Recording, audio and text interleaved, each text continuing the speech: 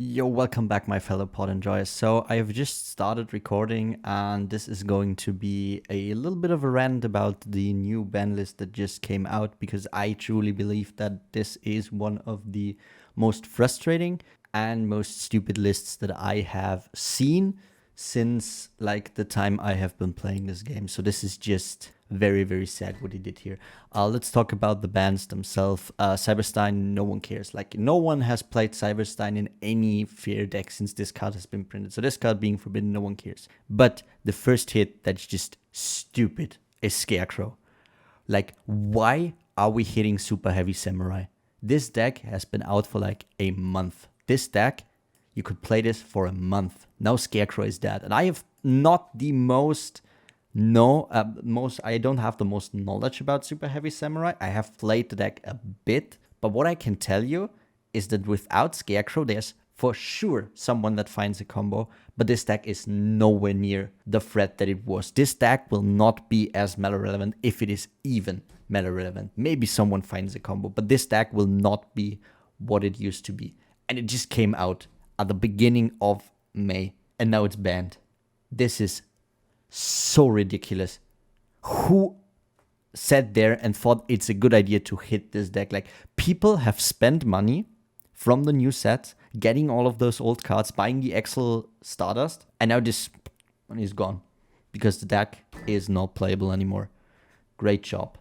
Next off, Mindhacker. Like, sure, but as you will see, this is the only card that Kishtira got banned. And Mindhacker is fine. They cannot go for the big zone locks. Like, this is a card that needed to be banned. This is so toxic. The reason that people just needed to play 2 Zeus just because of this card, and they lose like 2 or 3 extra deck spots because they have to play multiples, is stupid. So this is a good hit, but it's not enough. Especially because we've just killed Super Heavy Samurai, but we let Kishtira live. We've killed the second, maybe third best deck in the format, but we let the best one, the number one deck live. That is there since, I don't know, beginning of the year, and everyone's crying out for Kishtira to go because no one likes the deck. But sure. Next off, a pointer. Fine. Like, I hate cards that look at your opponent's hands. For no reason. This card being banned is good. This card at 1 doesn't do anything since we have Thrust. Like, now heading normal spells or trap doesn't do anything with Thrust. You have to straight up ban them, so this is a good ban. And Branded Explosion, this is also good. This is a good hit. This is finally Konami listening.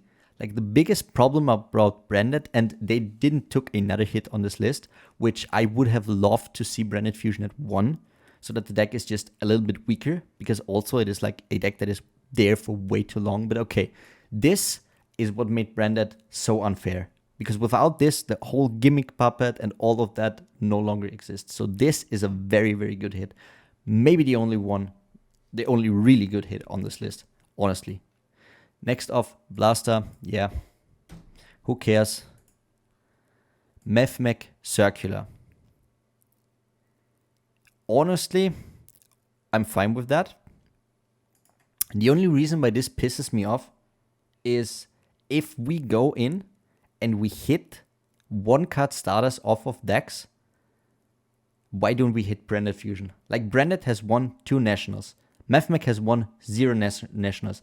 Mefmec has won 0 YCS. Mefmec has never won anything. You see 1 or 2 Mefmec players top consistently every time because it's a good rogue deck.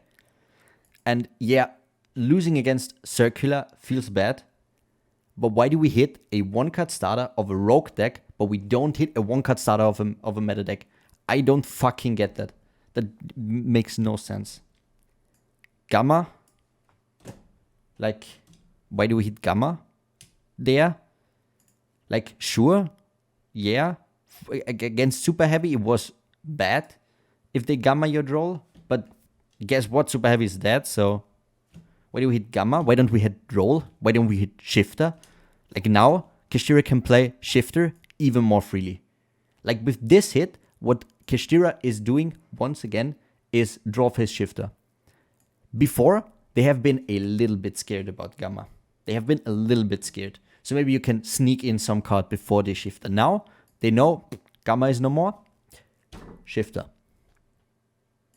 Danglong, fine. I don't know, maybe someone breaks that, but honestly, I don't care. Arise Hut to 1.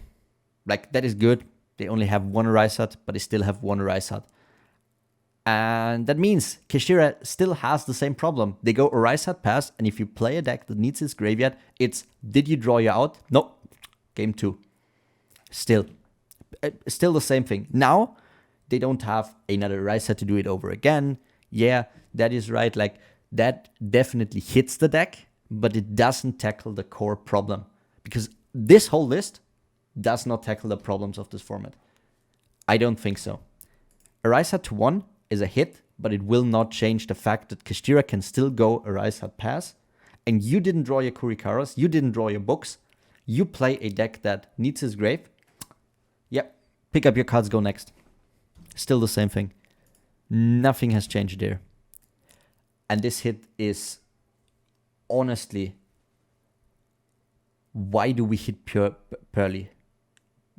This deck has never done anything before the new support. The new support, like Super Heavy, is out for a month. So we have made it that we didn't hit the decks, or that we hit the decks coming out of Cyberstorm Access, but we didn't really hit the older decks. We destroyed the new decks from Cyberstorm X, because I can tell you something, Purely is playable after this, but Purely is going to be much, much weaker, especially with Delicious. Delicious is the most important of the 4 spells, and the reason why is because this thing goes into Plum. And with this being to 1, you cannot go, my friend, reveal 3 Delicious. So you don't have a consistent way to get your Delicious, and if you don't have a consistent way to get your Delicious, guess what? Most of the time, you can't go Noir turn 1. You know what this deck does if it cannot go Noir turn 1? Beauty Pass, which is an imperm. Great, or? Great, great. That's what you're going to see. Why do we do this? Why do we do this? Sprite, if we will see, got a little bit of a hit on its consistency. Is there for a year. Still playable. Still one of the best decks. Still winning nationals. Kashtira is still there. Still will be one of the best decks. Even with this hits, Kashtira will still be one of the best decks. What other decks do we have in front? Branded is there for like 1.5 years. Always consistent in the meta. Still one of the best decks. Super Heavy, coming out a month ago, probably dead. Purely, coming out a month ago, probably dead until they get the new support. Like, why? Why are we doing this? Do you know Pearly cost 40 before the nets? I think it even spiked to 45. People have bought their Pearlies to not be able to play the deck. Like, Konami just absolutely milked every single player that invested into their cards with hitting the new decks and not the older ones. If I was going to Nationals, we were thinking about what to play for Nationals, and the decks that we thought about were Sprite or just go Kashtira. But we were like, we have still a month. There's definitely coming a Banlist. We cannot invest into these cards. So let's just invest into Pearly. Their new deck, just coming out. Who is going to hit them, right? No. We just kill the deck. We just kill the deck. Or at least a lot of their consistency. Because with this, you not only use your way to go consistent into Plum, you also lose 2 of your spells. And the deck already had a little bit of a problem if you don't draw enough spells. Now you have 2 less. So now we have 10 spells. 10. With the 3, my friend. Like, who thought this is a good idea? This really pisses me off. This and the Super Heavy hit piss me so off. Because I don't care if anyone is saying, oh, but Pearly is just making a tower, or we just pre-hit the deck, blah, blah, blah. And yeah, Super Heavy is just a combo bunch. I don't care. These decks have been there for a month. There are decks in this format that have not been hit, that are there for like 2 years. Drytron has topped a Nationals. Drytron. Because we're still full power. Drytron got a buff on this list. Still full power. It's a 2020 deck. But we hit Pearly and we hit Super Heavy Samurai. Because apparently we don't want to play new decks. Sure. Naturia Sacred Tree, like, yeah. Also the same thing. Naturia could play a little bit longer. With this, I don't think Runic Naturia is that, but this definitely hurts. This is such a big consistency hit. You can now send one Sacred Tree, you can get one search off of this, and that has been it. And the deck is not that powerful that this is in any way, that this hit is like good. Like, if you think about the decks that we have in the format right now, is it really Naturia Runic you thought needed a hit? Yeah, that's the hit that we set for Drytron, Herald of Orange Light, back to 2, which is fine without Tyrannomans. Okay, that is fine. Kashtira Unicorn to 2. That's Kashtira's main hit. Kashtira Unicorn to 2. Because this is going to fix the deck. You realize that this makes the deck slightly less consistent without addressing the problems that Birth is stupid as a recovery card, that we still have free Fenrir, we still have free Pressured Planet, we have one Terraforming for a Pressured Planet, we still have a deck that can play Prosperity better than any other deck ever before, and now we have 2 Unicorn. Like, they've lost one main deck card, like one card from their consistency. Lightning Storm. Why do we hit Lightning Storm? Like, has anyone played Lightning Storm lately? Like, anyone? I haven't seen. I've played one that I got with Thrust, and I've seen some people play one. But who plays Lightning Storm? What is that? Why do we hit this card? Runic Fountain to 2. That's a joke. Runic Fountain to 2. That is a joke. So, let's go over the latest lists that we have. We have a list from YCS London, Runic Naturia.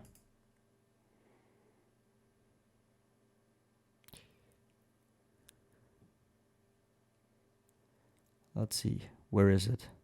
Runic Fountain. I'm sorry, Runic Fountain 2.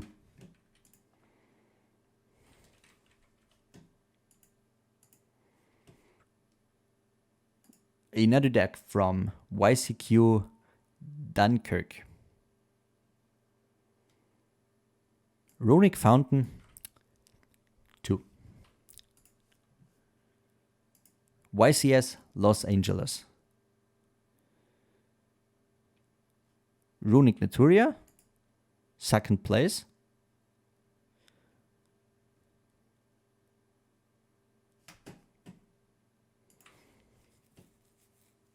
There is it.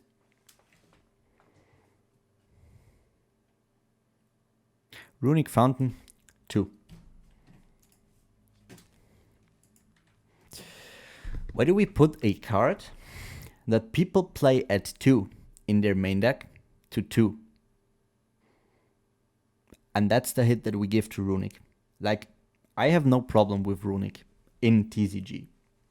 I have no problem with the deck. I think it is a fair deck. It is a nice archetype that we got because it addresses the problem of just, like, this deck has backrow removal in it. This deck has, like, monster negates in it. It has monster pops in it. This has a very, very versatile deck that all you have in your deck can play perfectly in your main deck. The stun deck, sure, stupid. But if you want to hit Runic, why do we hit the one card that they play at 2 to 2? This hit, this right here, tells me one thing more than anything else. That whoever has made this list has absolutely no fucking idea how people are playing this game. None. Because if you would have looked, if any of them would have just looked at the recent decks that have played Runic and were actually good with it and performed good, if anyone would have looked, they would say, like, hey, guys, I know you want to put Runic Fountain to 2, but kind of everyone plays it at 2, so people wouldn't even realize. What is this hit? Also, Desires is still at 2, which is just Prosperity is at 3. But Desires is the problem. Desires is the problem. Prosperity is fine, especially in Kushtira. Prosperity is fine. Like giving your Rise had good cards to attach is fair, balanced, good. And do we actually have to talk about Engage? Do we actually have to talk about Engage? Is Sky Striker going to be good? I don't know. Maybe. Especially in this, like, after a list, Sky Striker got hit, people will play Sky Striker, and this deck will probably perform. We will probably see this deck top, just because there are a lot of players that play Sky Striker really, really good. It is still a very, very good deck. It has a lot of answers for very specific decks. But why do we play with Fire and put Engage back to 2? Has Konami not learned from what happened last time? This card was at more than 1. And we're talking about a deck that has won a YCS last year. That was off the back of Mystic Mine. I admit it. That was probably not Sky Striker alone. And after that, we have seen better decks playing Mystic Mine better than just Striker. But still, this deck won a YCS last year because Sky Striker is still powerful. Now we put Engage back to 2. And you know why they put Engage back to 2? By the way, not because they think it is fair or it's balanced, because Harp Horror is still banned. Just think about it. Gazelle is still at 1. Someone thinks Gazelle and Harp Horror are more of a problem than Engage. But the actual reason they put this to 2, and later down the list we will see multi-roll also going to 3, is because they are printing new Sky Striker cards. And they want to sell product. Because those guys at Konami, they don't fucking care about this game. And they don't care about their player base. Because if they would like care a little bit about their player base, they wouldn't hit the new decks that people are excited to play. Instead of the old decks that no one can see anymore. No one. We just hit them because they don't sell good. That's the same thing that happened to Salamangreat 2019. The deck was there. The deck was cheap. Everyone loved the deck. Everyone was in love with the deck. It was a fair, nice deck that playing with it made fun. Playing against it made fun. But it was cheap. So they hit it very, very fast. But yeah, Sky Striker. Like, we bring out the comic. We bring more cards. Obviously, we bring Sky Striker back. What would it be like? Sky Striker back in the meta for 2023. This really, really pisses me off. Because this hit, as well as the Fountain hit, just tells we don't care about the game, we only care about selling product. And this just feels really, really bad. It just feels bad. Because sure, give me back Engage. Give it to me at 3. If you want to sell your product, do it. I have no problem about it. But at least give the community something they want. And what the community wants is not purely a super heavy samurai hit. I can tell you that. And then Sprite Starter. To like, sure. I have no problem with Sprite. I think Sprite is a fair deck. Sprite doesn't make any stupid ass endboards that it cannot break, which today means they don't make a genetic floodgate. And this somewhat hits their consistency. Well, also not really. Like, they will not see their starter as often, but they still can search it with chat, and then they can still have another one for follow-up next turn. And after that, the game is over. So it's not that bad. It hits their consistency a little bit, but honestly, hitting consistency of decks just makes them more bricky while still achieving the same. Because Sprite can still do the same thing. Now, just less consistent. Now they brick a little bit more. So the deck just feels worse to play, but not better to play against. Then we have Steam. Yeah, that is fine. Samsara Lotus. I know that there's an FTK, but probably if they bring it back, everything else is banned. This was like, I think, Firewall time. I don't know. I don't care about this. Spiral Quick Fix. Yeah, I don't care about this at all. Starling is like, this card could have been come back last list. Like, why do we put this to 2? Put it to 3 already. Like, Bird Up is not going to be a good deck anymore. Bird Up was a good deck at the beginning of, I think, last year. like January 2020 when Bird Up was a threat, or at the end of 2021. And it will not be a threat anymore, I can tell you that. Draco Face-Off is fine, and then we have like multi-roll, same thing as Engage. So overall, just a very, very sad list that unfortunately hit the new decks and did not really hit the old decks. It did hit Kashtira, so we did get a nerf to Kashtira, but Kashtira is still going to be in the format. Probably, honestly, I think Kashtira might still be the best deck of the format. I don't think that there is much that has changed about that. And that is sad. That is really, really sad, because coming out of a format where Chillement was there and where everything was just about how good you were with the deck, a lot of people don't like that, but just that's what you want of a game. You just want the better player to win all the time. With Kashtira, it doesn't really feel like the best player winning all the time. I don't want to say Kashtira is a easy deck. Like, I have made a video where we put like tag teaming Kashtira and we got destroyed. Kashtira is definitely not the easiest deck to play, but Kashtira is a deck that can start, make a Rise Hut, your opponent does not draw his out, and you win. You don't need to do anything for that. Anything. You don't need to think, you don't need to play, you just make a Rise Hut, your opponent cannot out it, next game. And that as the best deck in the format does not feel good. Like Kashtira, today at my locals, someone said to me, Kashtira is like, feels like the baby of Floowandereeze and Ojama. And that's like how it feels. It's like Flunder, but just as the best deck. Or like a generic as Floodgate deck, that is now the best deck of the format.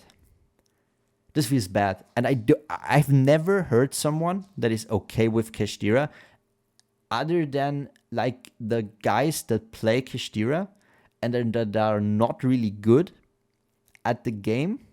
They're pretty average, but then they start winning locals and regionals, and now they're like, yeah, I think Kashtira is not that bad. Like, those are the only players I hear say Kashtira is fair and Kashtira is balanced, because Kashtira is not fair.